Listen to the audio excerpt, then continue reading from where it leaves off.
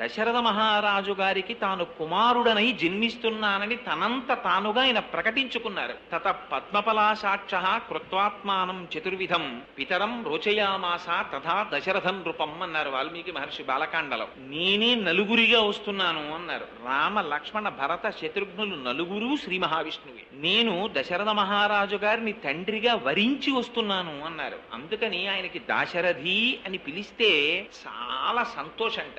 మనకి రాముడు నేర్పినటువంటి మొట్టమొదటి పాఠం జీవితంలో గుర్తు పెట్టుకోవలసింది ఇది. మనకి ఒక లక్షణం ఉంటుంది, మనకంటే మీ వంటి పెద్దలకి కాదు, నా వంటి వాడిని దృష్టిలో పెట్టుకుని వినండి. తను వృద్ధిలోకి వచ్చాడు అనుకోండి, తన గురించి చెప్తే సంతోషం. తనని కన్నవాడు ఒక ఎలిమెంటరీ స్కూల్ హెడ్ మాస్టర్ గారు అనుకోండి, ఆ తండ్రి గారి పేరు చెప్పడానికి కొంచెం సిగ్గుపడతాడు. బురదలోంచి తామర పువ్వు పుడుతుంది, కానీ బురదలోనే ఉంటుంది. బురదలో ఉండడం గర్వకారణంగా ఫీల్ అవుతుంది తప్ప తన తండ్రి గురించి చెప్పడానికి సిగ్గుపడే వాళ్ళు ఉన్నారు దేశంలో. తన తల్లి గురించి చెప్పుకోవడానికి సిగ్గుపడే వాళ్ళు ఉన్నారు దేశంలో. తన మామగారి పేరు చెప్పడానికి సిగ్గుపడే ఆడబడుచులున్నారు ఈ దేశంలో. తన అత్తగారి గురించి చెప్పుకోవడానికి సిగ్గుపడే ఆడవాళ్ళు ఉన్నారు ఈ దేశంలో. రామాయణం చదివితే ఈ సిగ్గు పోతుంది. తను మనిషి పుట్టినందుకు తనని తాను ఎలా 10 మందిలో చెప్పుకోవాలో అర్థం అవుతుంది. తన తండ్రి గురించి ముందు చెప్పుకున్నాడు దాశరథి అని. అందుకే రామదాసు గారు దాశరథి శతకం రాస్తే పద్యాలు రాసిన వాటికి మకుటం దొరకదండి, ఇంకొక మకుటం పెట్టలా.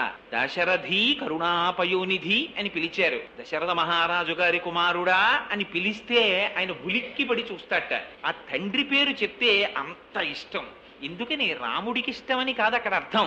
మనిషిగా పుట్టినవాడు గుర్తు పెట్టుకోవలసిన మొట్టమొదటి లక్షణం తన తండ్రిని గౌరవించడం, తన తల్లిని గౌరవించడం. అందుకే సంధ్యావందనం మీరు చేస్తే సంధ్యావందనంలో దిగ్దేవతా నమస్కారం అని ఒకటి ఉంటుంది. అందులో మాతృభ్యో నమః పితృభ్యో నమః అని తల్లికి తండ్రికి నమస్కారం చేయిస్తారు. ఈ జాతికి ఒక లక్షణం ఉంది. తన ఇంట్లో శుభకార్యం అయితే ముందు తల్లిదండ్రులకి బట్టలు పెట్టి పీటల మీద కూర్చుంటాడు. తన కొడుక్కి పెళ్లి చేస్తున్నా తల్లిదండ్రులుంటే తన పేరేయించుకోడు, తల్లిదండ్రుల పేరు వేయిస్తాడు శుభలేఖలో. వారు శుభలేఖలో పేరుతో ఉండి మా కుమారుడైన చిరంజీవి చాగంటి కోటేశ్వరరావు యొక్క కుమారుడు మా మనుమనికి వివాహం జరుగుతోంది, మీరు రెండని పిలుస్తారు.